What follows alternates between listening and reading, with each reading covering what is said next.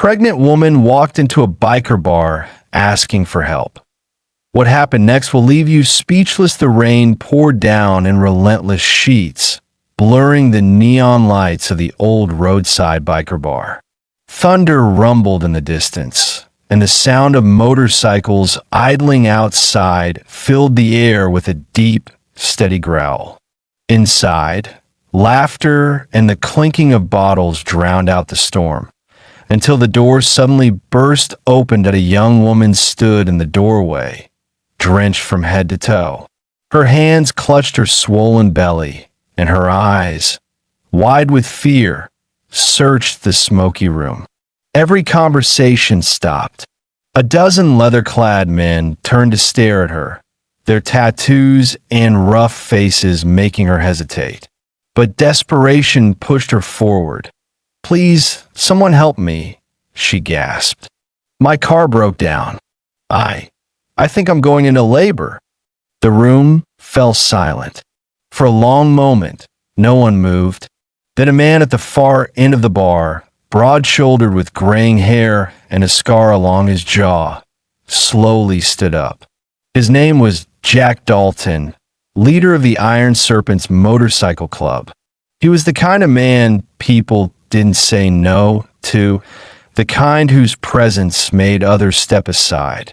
But tonight, something in his eyes softened as he looked at the terrified woman before him. He stepped closer, his heavy boots echoing against the wooden floor. "What's your name, sweetheart?" he asked, his voice low but steady. "Emma," she whispered. "Emma Collins."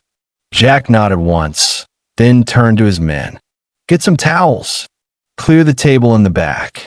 Call Doc Harris. Tell him we've got an emergency." The bikers exchanged stunned glances. They weren't used to taking orders like this, but when Jack spoke, they moved. Within seconds, the bar that usually smelled of smoke and beer was transformed into a makeshift delivery room. One man fetched blankets from his bike. Another ran out into the storm to flag down the Old Town doctor. Emma's contractions grew stronger, her breathing faster. Jack knelt beside her, his rough hands surprisingly gentle as he helped her sit. "You're going to be fine," he said, his voice carrying an authority that somehow calmed her. "Just breathe, okay? Help's coming." Tears streamed down her face. "You don't understand," she cried. "They're coming after me. I had to run my husband. He's dangerous." Jack's expression darkened. "You mean he hurt you?" She nodded weakly, clutching her belly. "He said if I ever left, he'd take the baby away. I couldn't let that happen." Jack's jaw tightened.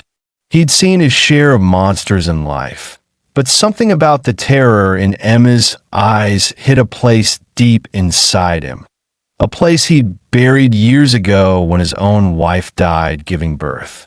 He had lost both her and their child that night, and ever since, the world had felt cold and hollow. Now, watching Emma fight to protect her unborn child, he felt something stir, a purpose he thought was gone forever. Outside, the rain grew louder, and headlights flashed through the window. A black SUV pulled up, screeching to a stop.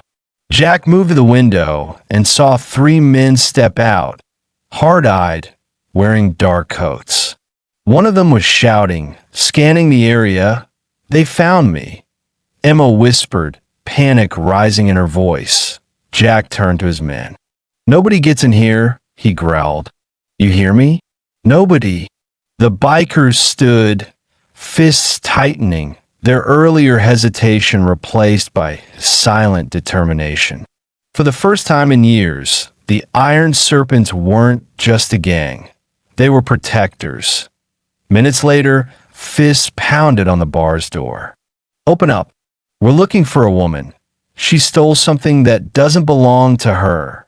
Jack opened the door just enough to show his face. "She didn't steal a thing," he said coldly, "and you're not welcome here." "This is none of your business, old man," one of the men sneered. Jack stepped out into the rain, his eyes fierce. She's under my protection now. So unless you want trouble, you're gonna leave. The men exchanged glances, realizing the dozen bikers behind him weren't bluffing. After a tense moment, they retreated to their SUV and sped off into the night. When Jack returned inside, Emma was crying, but this time they were tears of relief. "You didn't have to do that," she said softly. He smiled faintly. "Yeah, I did." Just then, Doc Harris burst through the back door with his old leather medical bag. The delivery was hard, but with Jack's steady presence and Emma's courage, the cries of a newborn baby soon filled the bar. The bikers, men who once prided themselves on being tough and untouchable, stood quietly, their eyes glistening as they watched Emma cradle her baby. "It's a girl," the doctor said, smiling. "A strong one."